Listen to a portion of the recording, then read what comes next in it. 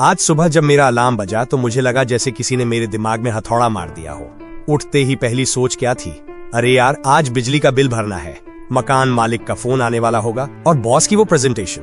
आप भी यही सोचते हैं ना? हम सब एक ऐसी ट्रेडमिल पर दौड़ रहे हैं जिसका कोई स्टॉप बटन नहीं है। दौड़ते रहो, पसीना बहाते रहो, लेकिन पहुंचते कहीं नहीं। क्या कभी सोचा है कि एक आम इंसान की जिंदगी इतनी महंगी और थकाऊ क्यों है? क्या ये सिर्फ शेयर बाजार या हमारी अर्थव्यवस्था का खेल है? जी नहीं, इसका कनेक्शन सीधा हमारे सबसे पहले और सबसे पुराने हेड ऑफिस से जुड़ा है। हमारी इस भौतिक थकान का कारण पूरी तरह से आध्यात्मिक है।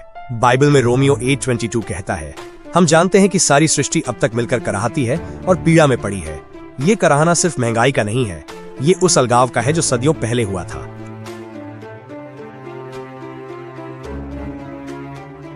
शुरुआत में सुप्रीम बॉस परमेश्वर ने सब कुछ परफेक्ट बनाया था। हमारे पहले माता पिता आदम और हव्वा को एक ऐसा पैकेज दिया गया था जो आज के किसी भी मल्टीनेशनल कंपनी के पैकेज से करोड़ों गुना बेहतर था। वो था अदन का बगीचा, गार्डन ऑफ ईडन। वहाँ कोई EMI नहीं थी, कोई टारगेट नहीं था, पसीना बहाने की कोई शर्त नहीं थी। सब कुछ मुफ्त, सुरक्षित और संतुलित। लेकिन हर बेहतरीन कंपनी की तरह वहाँ भी एक पॉलिसी थी, एक नियम। उत्पत्ति 2:16-17 में परमेश्वर ने आदम को आज्ञा दी, तू वाटिका के सब वृक्षों का फल बिना खटके खा सकता है, पर भले या बुरे के ज्ञान का जो वृक्ष है उसका फल तू कभी ना खाना, क्योंकि जिस दिन तू उसका फल खाएगा उसी दिन अवश्य मर जाएगा। ये कोई पाबंदी नहीं थी, ये उनकी सुरक्षा का कॉन्ट्रैक्ट था। लेकिन फिर एंट्री हुई एक थर्ड पार्टी एजेंट की, वो चालाक सांप। उसने आकर उन्हें एक झूठा अपग्रेड बेचा। उसने कहा, अरे ये नियम तो तुम्हें कंट्रोल करने के लिए है, इसे तोड़ो, तुम खुद अपने बॉस बन जाओगे। और हव्वा ने और फिर आदम ने उस फर्जी ऑफर पर साइन कर दिए। उन्होंने फल खा लिया। ये कोई छोटी भूल नहीं थी, ये सीधे सुप्रीम बॉस के खिलाफ बगावत थी। उन्होंने अपनी मर्जी को चुना। जैसे ही उन्होंने वो फल खाया, उनका VIP एक्सेस छिन गया, मासूमियत का सर्वर डाउन हो गया। पहली बार उन्हें एहसास हुआ कि वे नंगे हैं, यानी कमजोर और असुरक्षित हैं। और इसके बाद जो हुआ वो आज हम सब भुगत रहे हैं। जो जमीन पहले उनके लिए सब कुछ उगलती थी, वो अब बंजर हो गई। उत्पत्ति 3:17-19 में परमेश्वर ने कहा, भूमि तेरे कारण श्रापित है, तू जीवन भर दुख के साथ उसकी उपज खाएगा। वो तेरे लिए कांटे और ऊंट कटारे उगाएगी, अपने माथे के पसीने की रोटी खाया करेगा। ध्यान दीजिए, कांटे और ऊंट कटारे। आज के जमाने में ये कांटे क्या हैं? ये वो ऑफिस पॉलिटिक्स है, ये वो ट्रैफिक जाम है, ये वो मेडिकल बिल है, ये वो रात रात भर जागकर किया गया काम है जिसका पूरा क्रेडिट कोई और ले जाता है। पसीने की रोटी। आज हम जो 9 से 5 की चक्की में पिस रहे हैं, वो अर्थव्यवस्था की नहीं बल्कि उस पहले विद्रोह की सजा है। हमने मुफ्त की सुरक्षा छोड़कर संघर्ष की दुनिया खुद चुनी थी।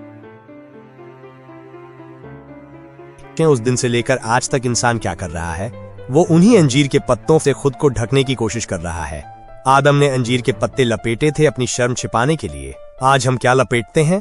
एक महंगी कार, एक ब्रांडेड फोन, सोशल मीडिया पर एक झूठी मुस्कुराती हुई फोटो, ताकि दुनिया को लगे कि हम सेट हैं। लेकिन अंदर से हम सब खोखले और डरे हुए हैं। आदम और हव्वा को उस सुरक्षित बगीचे से निकाल दिया गया और रास्ते पर एक ज्वालामय तलवार, फ्लेमिंग स्वॉर्ड, रख दी गई। मतलब इंसान अपनी मेहनत से, अपने पैसों से उस शांति को कभी वापस नहीं खरीद सकता। यशाया 59:2 कहता है, तुम्हारे अधर्म के कामों ने तुमको तुम्हारे परमेश्वर से अलग कर दिया है और तुम्हारे पापों के कारण उसने तुमसे अपना मुंह छिपा लिया है। हमारा आध्यात्मिक अकाउंट माइनस नेगेटिव में चला गया था। एक ऐसा कर्ज पाप जिसे चुकाने के लिए हमारी जिंदगी की पूरी कमाई भी कम थी। हम अपने दम पर उस शांति को वापस पाना चाहते हैं, लेकिन हर बार डिप्रेशन, स्ट्रेस और चिंता ही हाथ लगती है। तो क्या सब खत्म हो गया? क्या हम जिंदगी भर इसी कर्ज और पसीने में मर जाएंगे? नहीं। जब इंसान अपना आध्यात्मिक कर्ज नहीं चुका सका, तो सुप्रीम बॉस ने खुद हमारा बिल चुकाने का फैसला किया। एक ऐसा इन्वेस्टिगेटर, एक ऐसा उद्धारकर्ता आया जिसने हमारे हिस्से का पूरा कर्ज अपने सिर ले लिया। यीशु मसीह, जीसस क्राइस्ट। रोमियो 6:23 में लिखा है, क्योंकि पाप की मजदूरी तो मृत्यु है, परंतु परमेश्वर का वरदान हमारे प्रभु मसीह यीशु में अनंत जीवन है। हमने जो विद्रोह किया था, जो कांटे हमारे लिए उगे थे, यीशु ने उन कांटों का ताज अपने सिर पर पहन लिया। क्रूस पर उन्होंने वो कीमत चुकाई जिसे हम 1000 जन्मों में भी नहीं चुका सकते थे। मत्ती 11:28 में यीशु ने सबसे बेहतरीन ऑफर दिया जो आज भी लागू है। हे सब परिश्रम करने वालों और बोझ से दबे हुए लोगों, मेरे पास आओ, मैं तुम्हें विश्राम दूंगा। यह विश्राम शारीरिक नहीं, बल्कि वो आंतरिक और आध्यात्मिक शांति है जो अदन के बगीचे में खो गई थी। ये वो गारंटी है कि अब आपका अकाउंट क्लियर हो चुका है। तो क्या इसका मतलब ये है कि यीशु के पास आने से मेरे घर का बिजली का बिल माफ हो जाएगा, या कल से मुझे ऑफिस नहीं जाना पड़ेगा? मैं आज भी इसी दुनिया में रहता हूँ, मैं आज भी मेहनत करता हूँ, लेकिन अब मीनिंग बदल गया है। अब मेरी मेहनत एक सजा नहीं बल्कि परमेश्वर द्वारा दी गई एक जिम्मेदारी है। अब जब मैं बिल चुकाता हूं तो मैं डरता नहीं, क्योंकि मुझे पता है कि मेरा जीवन किसी बैंक अकाउंट पर नहीं बल्कि मेरे स्वर्गीय पिता की कृपा पर निर्भर है। यूहन्ना 16:33 में यीशु कहते हैं, संसार में तुम्हें क्लेश होता है परंतु ढाढ़स बांधो, मैंने संसार को जीत लिया है। अब मैं उस दिन का इंतजार कर रहा हूँ जब अंत में सब कुछ फिर से नया किया जाएगा। प्रकाशित वाक्य 21-4 का वो वादा मेरी असली पेंशन है।